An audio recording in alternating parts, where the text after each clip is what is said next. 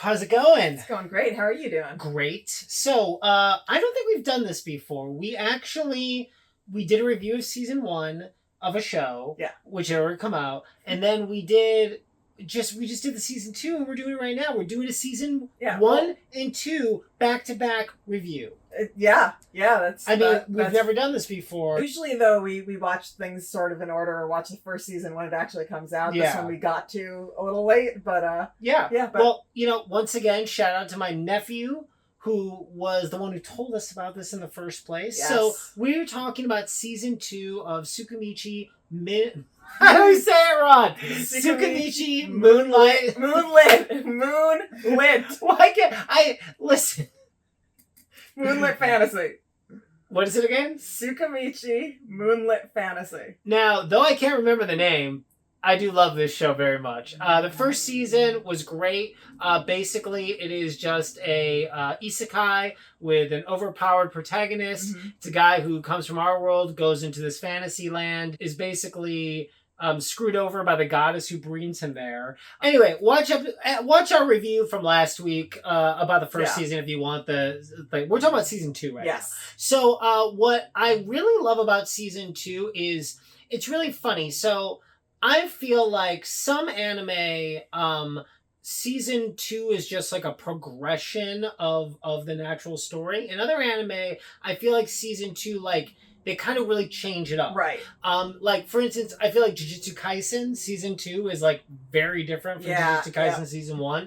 Or this isn't a 1 to 2, but I feel like Attack on Titan season 3 was a lot different than season 2. Right. So it just kind of like sometimes works out like that. And this one definitely is more like, I feel like maybe like One Piece or Naruto, where like all they do is just kind of further what they did in season 1 and expand upon it. They also sort of up the threat level. Up the stakes. Yeah, for sure. Well, in this season 2, I think what was really exciting, which is, they did something I wasn't expecting. So what's funny is, like, he is trying to be a merchant in this world, right? And he realized that if he wanted to open a store in, like, this bigger city, the best way to do it would become a teacher. Right. So he goes to this, basically this city that's, like essentially has a Hogwarts, like a magical school. And he becomes like a teacher there.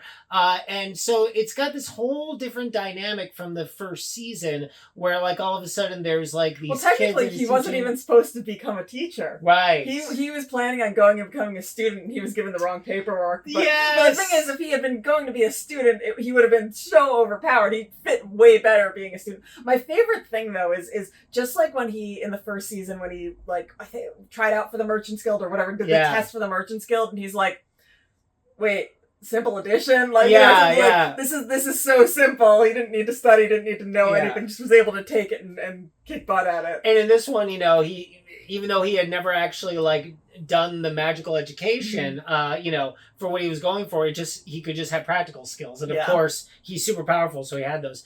And so there's this really fun sort of like arc in this of him being a teacher and him having these students. And also the show sort of develops a lot more of the characters that we sort of grabbed throughout the first season. Like the first season, obviously, Tomoe and Mio were like both kind of like the core like group around him, then Shiki a little later. But in this one, it's like we have a lot more like, we have what's his name? Lime Latte. We have what's the name of the cool like elf? Mondo. There is well, I think one of the big things is that, at the end of the first season, we get introduced to the idea that he's not the only one. He's not the only one from his world that was brought over. And the heroes. And this season, they really put a focus on these other heroes. On like who, one of them is just as heroic, so someone that he recognizes as one of his seniors at his high school. Yeah. The other one, not quite as heroic. Not quite so much, yeah. But honestly, like, came into it more like him. But definitely was a bit corrupted by the power. Yeah, and we've seen that sort of common trope too in a lot of these isekai. Is like there's somebody else who they're supposed to be the chosen one, but in fact they suck. Yeah. And this guy definitely sucks. But the goddess loves him because he's beautiful. Because he's beautiful, yeah. Well, what was the one with I can't remember if it must have been level 2 cheat skill. The one with the guy who had a shovel. And he kept on like digging a hole. Anyway, that's not this anime. But yeah, no, I also love, like, you know, and this isn't really a spoiler because he was doing this the first season, but I also love, like, the other title of this could have been, like, you know, Tsukimichi building a private army, because, like, a big part of this too is just, like, really, like, the consolidation of power from the stuff he was building in the first season, like, really, like, ramps up. Where he now has, like, not only is he kind of the most powerful guy, but he also has this incredibly powerful army behind him, which is really cool because it's under the backdrop of this sort of civil war between humans and demons in this world, and he doesn't want any side of it. He's on his own side. And I also love the whole, like, Kuzunoa trading company. Like, it's almost like, it's funny because it's almost like a big corporation that sounds scary, but we all know from the inside it's, you know, it's him and his group.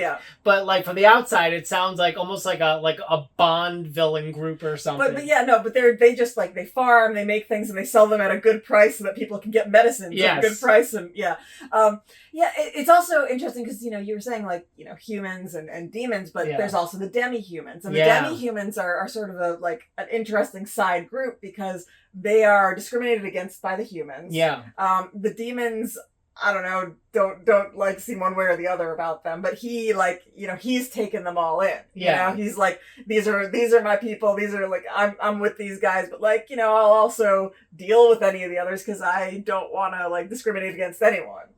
So. Yeah, well, it's very clear that, like, everybody, all the demi-humans are sort of, like, in between, at the mercy of either the humans or the demons. Because they're the power of the world. And that's the thing, they're so powerful, and they are his army. His army is filled with crazy powerful demi-humans. Well, it really goes to show, you know, like, leadership too. Like, this isn't very geeky, but I was reading a book about leadership not too long ago, and how, like, really, like, a strong leader and a good leader can really make the difference for, like, a large group of people in a team.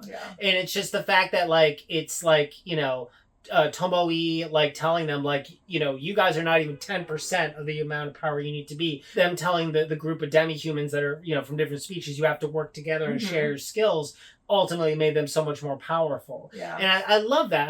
And that's the thing about this show is, like, there's that stuff. There's, like, all the politics stuff, but then there's, like, the merchant stuff when, like, the guild leader of the merchants was like, you don't know anything about being a merchant and all that, like, stuff. It's like, it's got all these little, like, components. It's sort of like why I liked the book Dune so much. Is Dune was, like, it was about politics, it was about religion, it was about science, it was about all this stuff. And, like, this show, like, has those things. It has all these little pockets of interesting stuff. I also think, you know, you're saying there's, like, something to be said about leadership, you know, with the other two heroes. So one of them, the goddess gave him, like, a charm eye where he can essentially hypnotize people. The girl she gave, like, a just more charm, like, you know, upped her charm level, you know. But our main character, he doesn't have any of those. He just has to, like, you know, use himself, and yet he's the one who's able to inspire. It's just a cool thing. And also, you know, through it's through his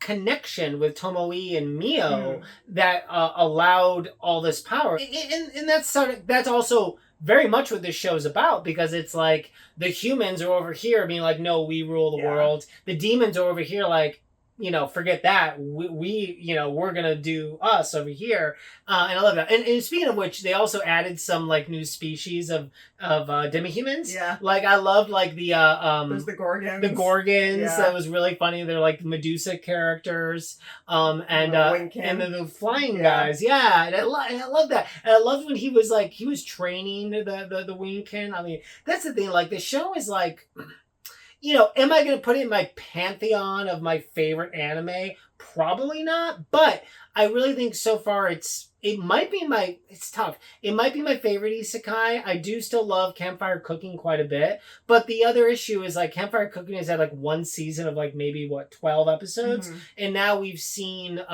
because the first season of Tsukimichi is 12 episodes. Mm-hmm. Second season is 25. Yeah. So we have now like way more story. So it's like, it's a little unfair to compare the two now. Yeah. But it definitely had us like, no, we're binging this because we can't stop watching. It is one of those that like, it's just like, and it has all those little twists and turns, it's for instance like the fights are so good. Fights are really good, and also his character arc is really interesting. We mentioned this before, but there is more of that sort of like solo leveling thing where he becomes a little darker, a little more like kind of scary and intense as it goes along. When he started, it's just this like funny, normal teenager. It's true, although it's not quite as like sharp of a dark turn as solo leveling. No, solo leveling. It's just sort of a like the reality of things and the acceptance that sometimes the bad guy needs to be killed.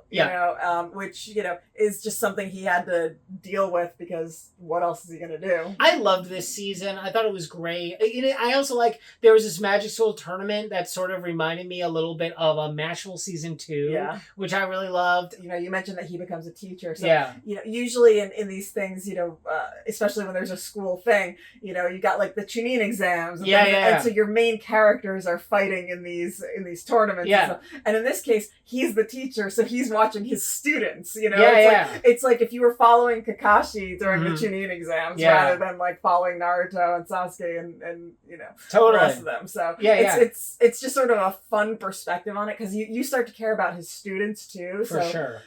But like at the same time, he's who you're following. Yeah. So. No, it's good. It's a good point. Anyway, Tsukimichi Moonlit Fantasy, which I have said right every single time I've said it. It's on Crunchyroll. Season 1 came out a few years ago. Season 2 came out earlier this year. Hopefully there'll be a season 3. And you should check it out. And let us know in the comments down below what your favorite isekai is. Yeah. What we should watch because we're now like really into them. And that's it. Bye.